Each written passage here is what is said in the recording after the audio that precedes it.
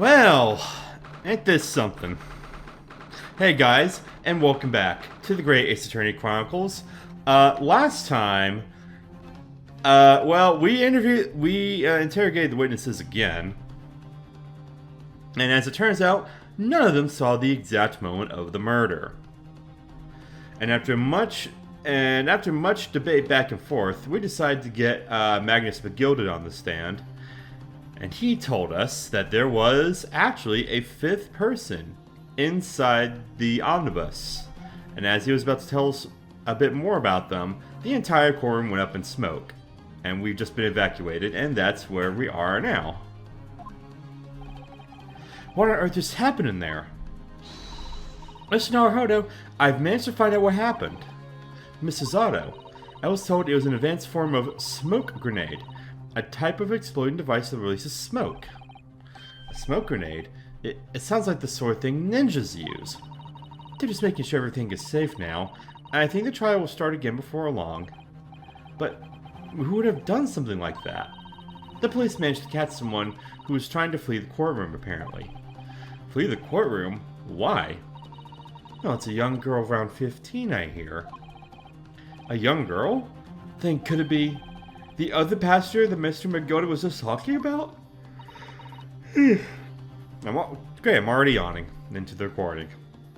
My thoughts exactly. So, he wasn't lying. Oh, let's become Mr. McGilded, actually. There's so many things I need to ask him about, but he's not here. I think he was summoned to the prosecutor's antechamber to answer questions. Along with the young girl. Who is she, I wonder? And what was she even doing here at the trial? She was taking a huge risk, and for what possible benefit to herself? There's another matter that's troubling me. What's that? The 20 pence. Oh, yeah, if she was on the omnibus, she'd had to have paid. But the driver, Beppo, didn't say anything about her. Surely he would have noticed.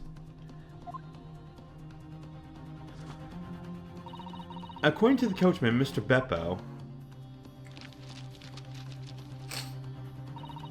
he took 4 passengers that night at a fare of 5 pence each. Yeah, so how did he not notice her? That comes to a total of 20 pence exactly. But now it seems there were in fact 5 passengers, which means the figures don't seem to add up again. Ugh, she's right. That is strange. Counsel for the defense, kindly proceed into the courtroom. The trial will recommence in 5 minutes. Oh, thank you, officer. We're going straight away. Well, whoever she is, I imagine this young girl will be asked to take the stand and testify now. I really can't imagine what she's going to say, but it could alter the whole direction of the trial. We'll know soon enough, Mrs. Otto. Yes.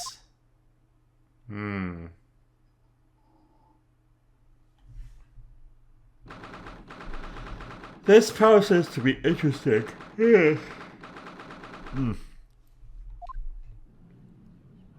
There she is.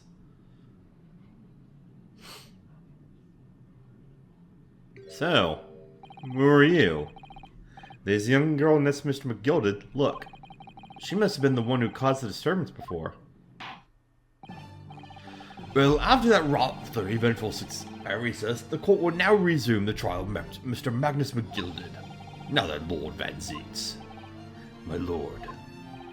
I believe you have established the cause of the smoke which failed proceedings earlier? It seems to have been an advanced form of smoke grenade, of the sort typically employed by the army. Good gracious! The army? What is the devil's name? It was an elaborate attempt by a young girl to cloak her escape from the public gallery. But she was caught. And now occupies the stand. Your name, girl? Now, I know what voice I want to do for her. Based on her attitude that I saw from that translated playthrough, I know exactly the voice I want to do for her. And it's basically Nia from Xenoblade 2. I don't know how I'm going to pull that off, but we'll try. Are you responsible for the smoke grenade which induced such pandemonium here in my courtroom? What's the meaning of this deplorable behavior? If I may, my lord. Yes, Mr. McGilded. I think perhaps I ought to explain here. Why is it that this lass was here in the first place, and why she tried to boat like that? 'Tis all tied up with the events of that night, so it is. Very well, Mr. McGilded. Give your testimony. You will explain to the court exactly how this young woman is involved in the case. Just what did happen that night? It sounds like a defense lawyer needs that information or something. No, just get out of the witnesses. On the night in question, I took the bad seat in the omnibus and promptly nodded off. Tim, begorra! A loud thud and a scream woke me up with a fair start.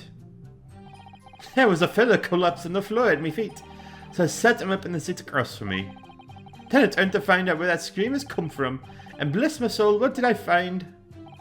There was a child in there, all curled up like a ball, hiding her wee self away.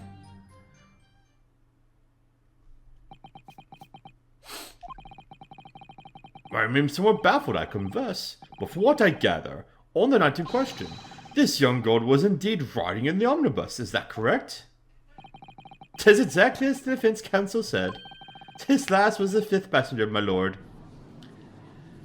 Yeah, but we're still wondering, how did Beppo not even notice her? I guess maybe she just snuck in or something? The defense may now cross-examine the witnesses. I'm ready. Or rather, no. I have no idea where to start. Me neither. I guess we just press where we can. That's the best thing to do. Alright, on the night question, you took the back seat and nodded off, okay. And when you first got onto the omnibus, were there any other passengers already on board? There were not. The cabin was empty, and there's no one on the roof deck either. You were the first passenger, as it were. I see. Aye, that's why I took the back side as I did. 'Tis most comfortable, so 'tis. Could you explain exactly what you mean by the back seat? By all means. That's how you already described it earlier. I'm talking about the seat opposite the one in which the poor gentleman who was stabbed was sitting. Like I said, 'tis most comfortable, and where I feel most at ease. The voice is going away. And of course, I enjoy gazing through the skylight from time to time as well. Venzies, you're like not saying anything. Tempacora! A loud thud and a wee scream woke me up with a fair start. I meant to press that. A loud thud, you say, and a scream? Aye, that's right. How can I explain it? 'Twas like the sound of someone falling to the ground. That sort of noise. So you think it was the sound of Mr. Mason falling to the floor, having been stabbed? Well, now, you'll remember I was asleep at the time, so I wouldn't like to say. And when the sound awoke me, and I opened my eyes, there wasn't a soul to be seen in the carriage with the fellow on the floor. You didn't see anyone, but at the same moment you did hear a scream.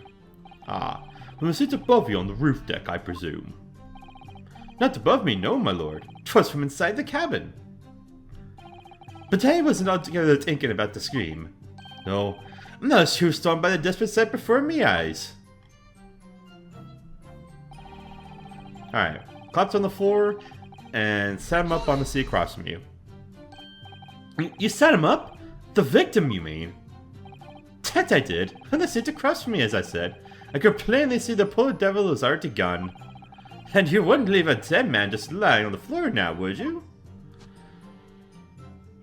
'Tis common courtesy, so it is. I feel like common courtesy would be to leave the dead body alone, but you do you. Eccentric billionaires, am I right? I find that a little hard to believe. Ha ha, Von Venzies, and why would that be? You wake to find a man lying dead at your feet in a carriage. Any normal person would hail the cabman. Any upstanding member of London society, that is. Well now, as you know, I'm in something of a special line of business. The business of lending money at exorbitant rates of interest. Unfortunately, my lord, not everyone is thankful for the help I offer them, and some would even see me dead. So I do try, at all possible, to avoid getting myself in entangled trouble. Are you suggesting you were just going to leave the man there? Heavens alive, no! I was always intending to report it. Okay, I'm losing the voice. Hold on, let me try again. Heavens alive, no! I was always intending to report it, so I was. Only, I had a mind to find out the whys and wherefores first. The whys and wherefores? That you are. There were some details I wanted to understand before anyone else got to meddling. That wee scream I heard, for example. Wouldn't your good self do just the same? Yes. The scream he says he heard at the same time as the thud of the victim collapsing. Yeah, I mean, yeah, sure. Then I turned to find out where that scream had come from, and... dang it! Hold it! Okay, press it. I'm afraid I don't understand. I'm sure you told the court that there was no one else in the carriage except yourself and the victim. So I did, sir, so I did. As far as I could see, that is. What do you mean by that? Well now, 'tis a queer thing. This wee scream I heard as I woke up. Hold on. That came from, if you'll excuse the vulgar expression, under me backside. Good gracious! Under your backside? That's right, under his ass. And when I lifted the seat on which I'd been sitting, I found there was a wee cubbyhole there for storage. Mr. Haruhodo, we can examine the omnibus ourselves, remember? Yes, of course, the whole bus was submitted as evidence. This would be a very good time to have a thorough look around inside. Yeah, well, might as well. Oh, game has stayed there. Well. Blah, blah, blah, yeah. Okay. Hey, I don't remember that being there before. This blood on the floor. That's blood, isn't it? Is something wrong? Oh, it's just... oh, this blood stain is so obvious, that's all. And yet Van Zietz has made no mention of it. I suppose it does seem a little strange. Why do I have such a bad feeling about this? Yeah, I'm pretty sure that was not there before. We're talking about the cubbyhole. Let's have a look in here. I don't know if we looked in there last time. Yeah? Well, if she was in there, she'd fit. There's plenty of room for her. There's a storage compartment, but there's nothing in here. It's totally empty. Something doesn't seem right here, but I can't put my finger on what it is. Really? Alright. Well, whatever. And that's when I found her. There was a child in there. And blah blah blah. You say she was hiding herself? That's right. 'Twas hard to see in the dim lamplight, but she was all coloured up into a wee ball. When our eyes met, well, me heart nearly stopped beating in me chest. Ugh, you're really overacting this. Still and all, I pulled her out from under there, and sat down the seat opposite so I could have a wee chin wag with her. The seat opposite? That's right, just next to the dead gentleman there. You sat this young girl next to a corpse, sir? Well, as I'm sure I mentioned, a gentleman in my position cannot too often find himself in mortal danger. So, I needed to find out just who this urchin was, you see. Then while I was in the middle of talking with her, I heard another scream, a fella's voice this time. Presumably that scream was Mr. First, who was sitting on the roof deck seats. Right you are again, I would say, sir. Looking down to the skylights, he must have seen this young girl and the gentleman with the knife in his belly. In other words, the previous witnesses did not, in fact, see you at all, Mr. McGilded. What they believed to be yourself and the victim was, in fact, this girl and late Mr. Mason? Aye, my lord. I was, as I think everyone understands now, sat at the back of the carriage at the sight.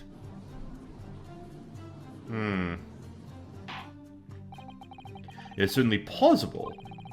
And offended is someone diminutive in stature.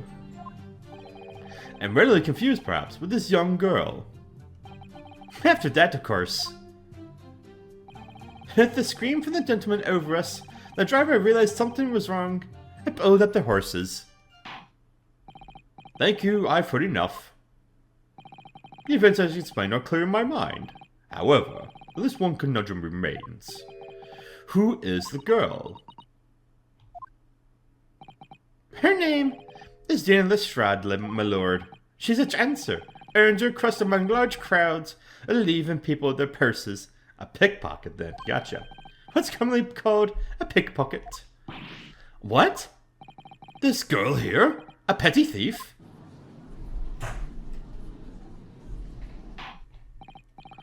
Order! Order!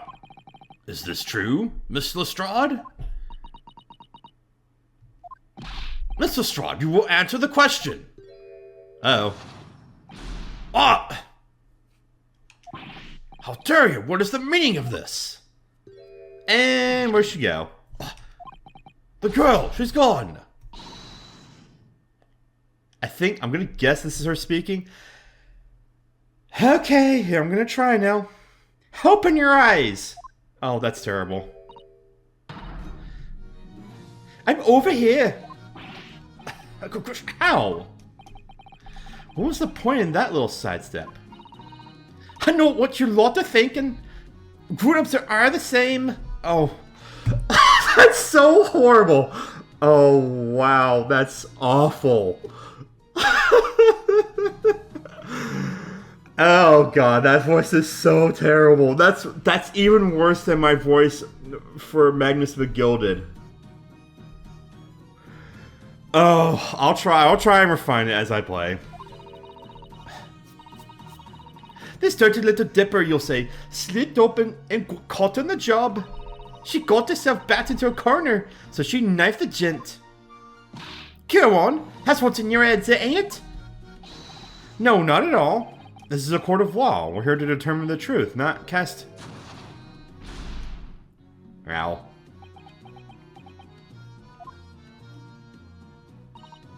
Look, knives are cowards. I only thought it was weapons like that. All I need for what I do is these fingers. I'm a professional, alright? Maybe not in your eyes, but I got pride in what I do. Oh, I'm so sorry, that's so awful! Oh, it's not gonna get... that voice is not gonna get any better throughout this entire Let's Play, is it? Oh, God. Let me guess, you don't count smoke guns among weapons for thugs. Oh, this? Yeah, this is in a bag I lifted the other day. Down where they keep the four-wheel drags. It's nice, innit? I like the pink best. Do not wave the thing in my direction again. So, you admit that you were riding the omnibus on the night in question.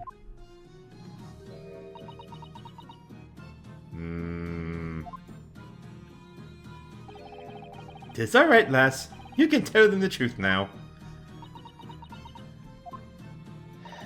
Alright, yeah. It's just like the Irishman said. The court accepts this girl, Miss Jane Lestrade, as a valid and significant witness to the case. Accordingly, young lady, we will now hear your testimony, if you please. You will tell the court exactly what happened in the omnibus on the night in question. Alright. If I have to... Oh, so terrible. What the hell accent am I even doing? I mean, I said who I wanted to imitate. Again, Nia from Xenoblade 2. That's the voice I want to do. Want to, but can't. So I snuck inside the carriage before they hooked up the horses, just like our ways. That was a night all waste of time. I got nothing to show for me troubles that night. I tell you can't see a blind thing in that hiding place. It's pitch in there. Then, after a while, I hear this loud bang. Nearly jumped out of my skin, I did. And the scream just came out. Is it cause of that? This swell found me. It did help me get away, mind. Yes, he let you go. I fail to understand why you would let the street urchin go, Mr. McGilded. Oh, 'tis simplicity itself, my lord. You see, she couldn't possibly have killed the other passenger. I knew that for a fact. How? As I'm sure I said before, sir.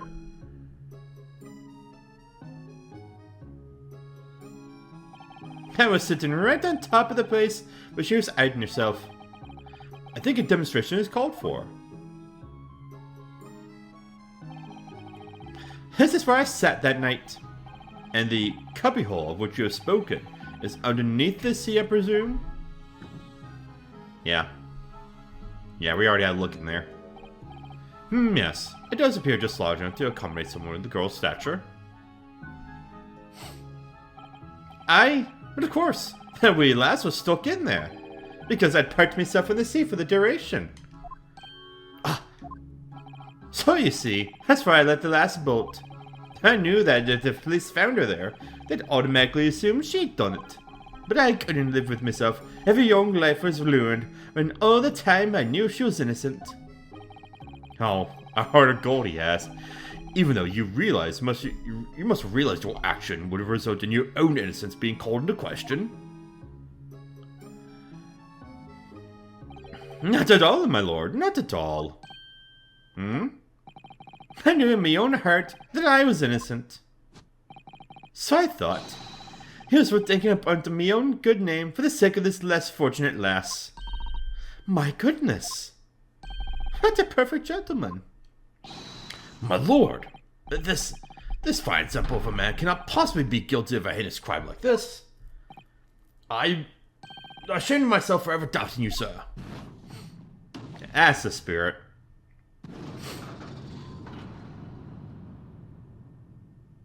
And you too. With calm, calculated reasoning, one arrives clearly at the truth every time. Hey! Everybody do not guilty. And somehow I feel like that's not the end of it. Saints alive! All 6 members of the jury consensual in their leaning to refer to not guilty? Mr. Naruhodo, this... Oh, it must mean... Must mean what? That we're victorious! We've... won? Are you sure? Objection! Yeah... Oh damn, alright! Alright, okay. Oh, what? Oh, man, Matt... Oh, I can't wait for Lucagen to get to this point. Oh, she's gonna love that. I know some people do. If the sight of my iron-heeled Wellington offends, pray do forgive the discourtesy.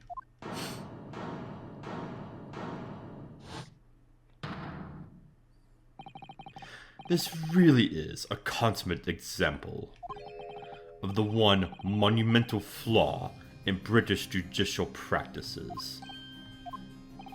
Where evidence and reasoning should be paramount, emotion rules the day. Emotion? The witness's latest statement gives us clear insight into his true nature. What do you mean, his true nature? Do you really think Scotland Yard would have made such a glaring omission? After the incident, the omnibus was comprehensively searched by officers of the police. Obviously, the interior of this cubbyhole, as the witness put it, was included in their investigation. The compartment under the posterior seat was full of the coachman's belongings. It's noted in black and white here in the police report. Good lord! The evidence has been tampered with. In order to corroborate Mr. McGilded's story, someone has unlawfully removed everything from under the seat.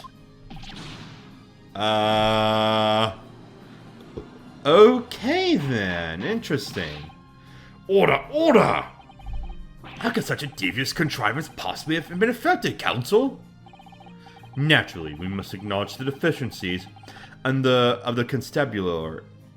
Constabulary? I don't know how you say that. In allowing this to have happened. However, I assure you, when the omnibus was wheeled into the courtroom this morning, the compartment under the seat was not empty. Well, my Nipponi's friend? Me? When the carriage was submitted as evidence, doubtless you examined it in fine detail, as would any self-respecting practitioner of the law.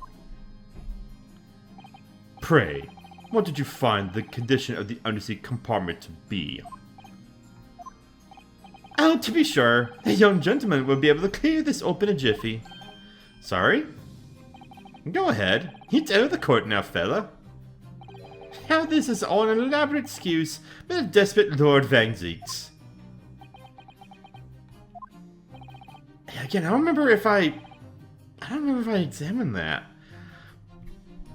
I mean, I checked the recording, but that's going to interfere with this recording, so I don't know. Well, Counsel, do you have something to say on this matter?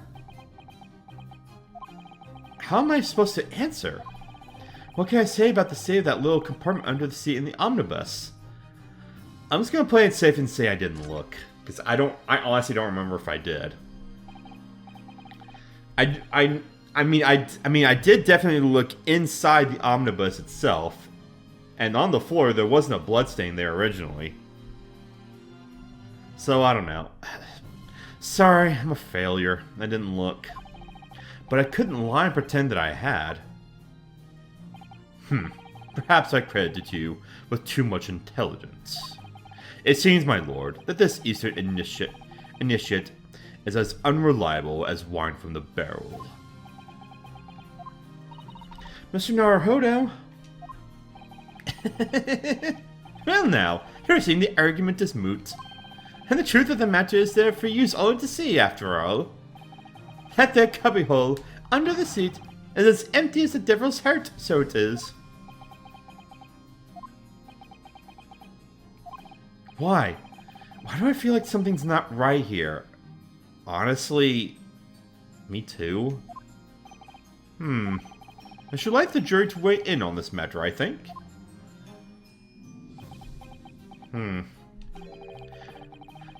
That compartment is designed to house equipment used to maintain the smooth running of the carriage. The Guild's rules that state that omnibuses should be properly and fully equipped at all times. So it certainly wouldn't have been empty on the night in question. Beppo isn't that irresponsible. That money-lending fleecer and the pick purse are lying! Uh-oh. And the tides are turning. I can't believe I was nearly taken in. The stinking rich are always stinkers. Nothing but cowards, a lot of them. What? Oh no. It's a trick! Of course it's a trick! I get the feeling another summation examination is gonna happen. Quite so. I must concur here. Uh-oh. And I think we're going to be back to where we were a few parts ago. With calm, calculated reasoning, one lies clearly at the truth every time. Isn't that what you said last time? Yes, but every time a different truth, so it seems. Okay, maybe not doing a summation examination. There's just 3 of them. My lord, I humbly exhibit the scales of justice. Clearly, a verdict of not guilty at this time would be wholly inappropriate. Thank you, counsel. But before we proceed any further, there is the matter of the outstanding cross-examination. Yeah, we still need to do that. Counsel for the defense, begin your questioning of the witness, please. Yes, my lord. What just happened? The whole balance of the trial just shifted, almost beyond recognition.